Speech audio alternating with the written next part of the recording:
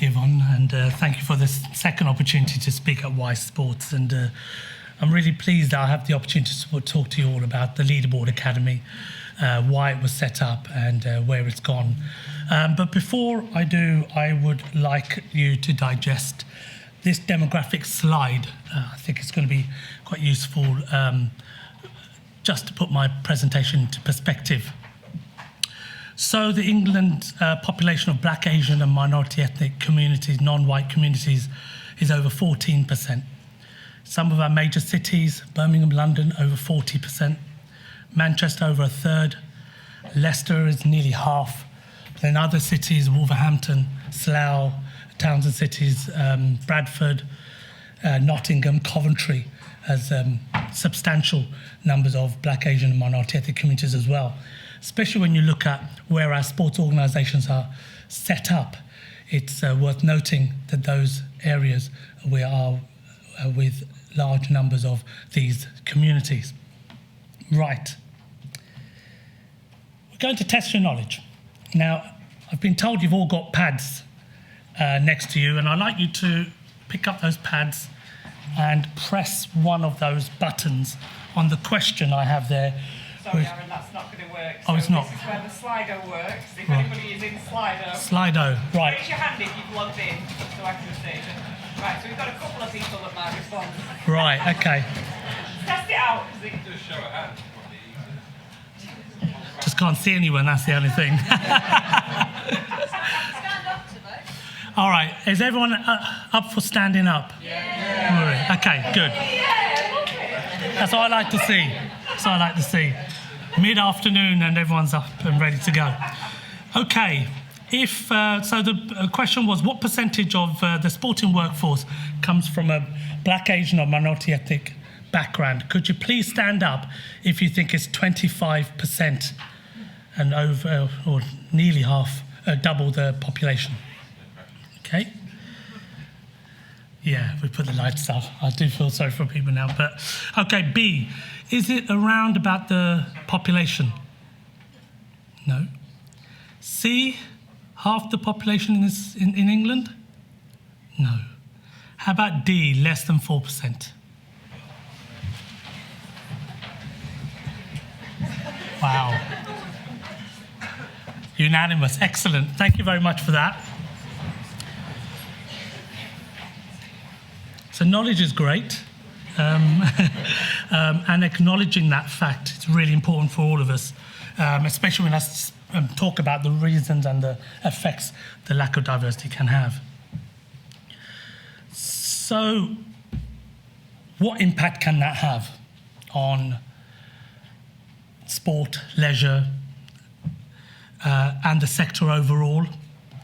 Sometimes it may just be you don't need to come from these communities, and you've got your experience that goes with you, and you may not come from these communities. That is great. However, Sport and Recreation Alliance data from last year shows that 40% of BAME participants, Black, Asian, minority ethnic communities, had a negative customer service from the sport or leisure clubs, compared to 14% of white British. Quite a substantial figure, quite a substantial difference between the two. So can anyone shout out what reason that might be without saying ethnic minorities or BAME or whatever? What could it be? What is the gap on what we're trying to do? Because I know all the corporate sector, all business leisure are working really hard on customer services and they do a great job. What is it? Unconscious bias. Language. Miscommunication. Office not right. Location. Not listening to the customer needs. It's a range of all of those. A range of all of those. And what it comes down to is initially having the empathy and the understanding of what challenges and barriers these communities might be facing. Might be cultural, things like dress code, gender-specific sessions. It just increases the numbers. We did a project in West Yorkshire at Batley Baths, swimming baths, which were run down. Local authority wanted to close them down. And we, at that time, spoken to Swim England and to the local authority to let us do a bit of research. When we researched the area, predominantly the community around there was Pakistani Muslim. And the people who were interested in the baths there were Pakistani Muslim women. But what they said was the offer was wrong. Somebody shouted out. The offer was wrong because the offer there was about come to swim sessions rather than learn to swim sessions.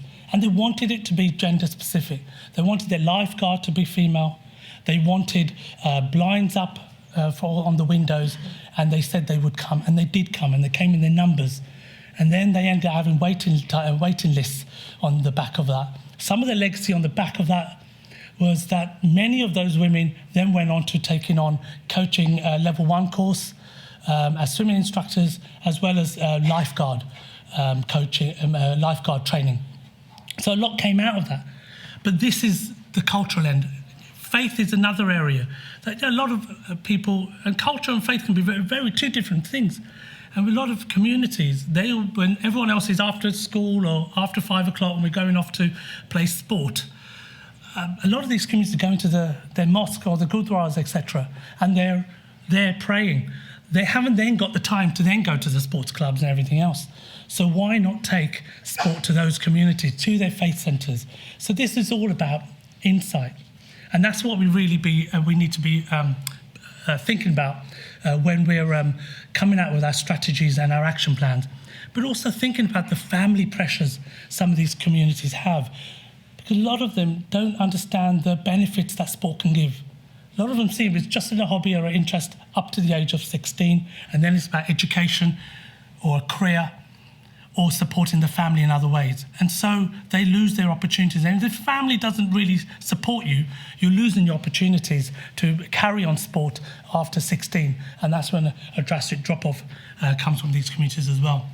And of course, there's other things like lack of information, lack of support from the community. And there's a lot of influence in some of these communities as well. And so that understanding of how this works and how to promote and market some of those clubs, some of the facilities within leisure centres to these communities.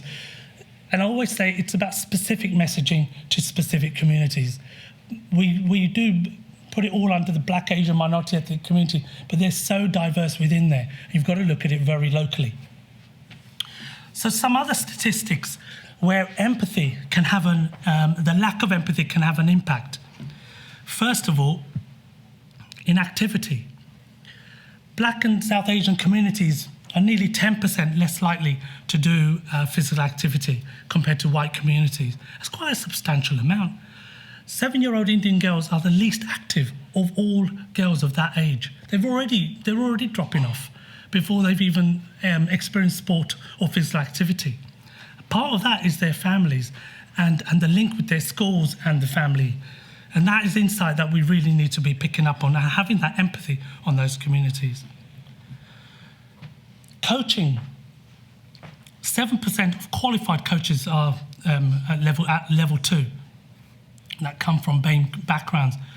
But the higher up you go, the numbers are reduced further and further. And that second stat there shows it quite clearly, with only 3.3% come from BAME backgrounds in football. But what impact does that have? We always talk about it, and it comes on the news, and I've been on Sky Sports talking about the lack of British Asians playing professional football. There's only 10. We're talking about a population of over 3 million people, and we can only get 10 who might be in professional football. If we think about black and mixed race cricketers, their numbers are drastically low. And if some of you remember the 80s and the 90s like I do with cricket, they were a major force across world cricket, let alone just England.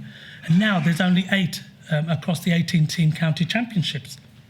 Again, we move to South Asians. Everyone talks about how great cricket is doing for South Asian communities and the talent, but look at the statistic there. Over a third of grassroots cricket is played by British Asians. Actually, when it comes up to the top ranks in talent, it's only 4.2% of first-class cricketers coming from these communities. we did some research with many of these cricketers, and over 3/4 of them said they had no aspirations to become a professional cricketer because they felt their chances were remote. And then we look at other sports. Team GB. In Rio, I remember watching the opening ceremony. I was so excited by it. But my son said to me, "Where are the Asians? I don't see anyone who looks like me in there." And I thought, no, it's got to be a few. So we did some research on the back of that. And there were 7 out of a team of 630 athletes. It's just not good enough, and something's going wrong. And I've mentioned some of the statistics already. And it comes down to, we have got the stats. We've got the insight. Everybody in this room knows the statistics. And now we've got to do something about it. So how do we build more empathy? How do we build more understanding within the sports sector in particular on how we're going to change some of those statistics? One of the things that Sport and Equals have been really focusing on recently is something called the dimension of breadth and the dimension of depth. Working with organisations and understanding what breadth of diversity lies within these organisations, in the sports sector in particular. And the breadth of diversity is about your policies, the processes and the procedures that you're involved in. This might be recruitment practices, it might be appraisals, it could be support networks within the organisation. Very much, as somebody said earlier, the unconscious bias, that people are doing it without actually even knowing that this is happening. And so getting those policy and procedures are really important, and making sure people actually adhere by those as well. The more important dimension is the dimension of depth. This is how deep diversity goes in an organisation, not just ethnic diversity. We're talking about gender, disability, age, faith, etc. But how deep does diversity go within your organisations? And that's key as well. This is when you know that your DNA of your organisation, you really feel it when you're working there, that people believe in diversity. You're not just doing it because you have to do it. You're not bringing in the numbers because you have to tick a box, but you're doing it because you know it makes sense, the business case and the social justice case. It's a time when employees really understand the importance of diversity in practice and adhere to its values and principles, and that's really key. And that's something that Sport and Equals are really focusing on, and we're doing some work at the moment under something called the Race Equality Charter. So if you come from organisations that are interested in this work, then please go onto our website and you have an opportunity to sign up to the Race Equality Charter, and we can really help really bring in more of the, ensuring that the policy and procedures are accurate to make sure that there is no unconscious bias taking place. But then secondly, really, this is about promoting diversity and inclusion for all communities and equality. The other aspect of bringing in more empathy into sport and physical activity is actually the decision makers within organisations. Them having the empathy and the diversity experience, that they actually will make sure that the strategy, the action plans, the policies and the procedures are meant to make the changes, and they are there to ensure that that happens. So the other way I then looked at it is, what are the statistics at the decision-making level of ethnic diversity? And actually, I wish I hadn't looked, because the numbers there are even worse. So there's only one chair who comes from a Black, Asian, minority ethnic background out of 68 organisations which are funded by either Sport England or UK Sport. There's one CEO, and out of over 600 board positions, there's only 26 who come from these communities. And then at leadership level, it's only 3%. Now, hopefully I've sort of made the case on why we brought out the Leaderboard Academy. This isn't about ticking boxes. It's not about tokenism. This is about ensuring that these individuals who go on our academy will add value, not just by their technical skills, but what else are they going to bring in. So with the partnership with University of Leicester and the Sport of Leicester City Football Club, we've been able to set up the Leaderboard Academy. We did our first academy launch last year, November 2018. Second one commences in November the 5th, 2019. But as I said earlier, it's not about ticking boxes. We are not churning people out like other organisations might be trying to do. It's just getting people onto boards. Our fundamental reason, because we are in sports sector as well, we want added value. We believe in the business case that diversity can bring, especially ethnic diversity, and we want to do that properly. And so therefore, what we're looking for, and our USP compared to everybody else, is about the diversity of thought.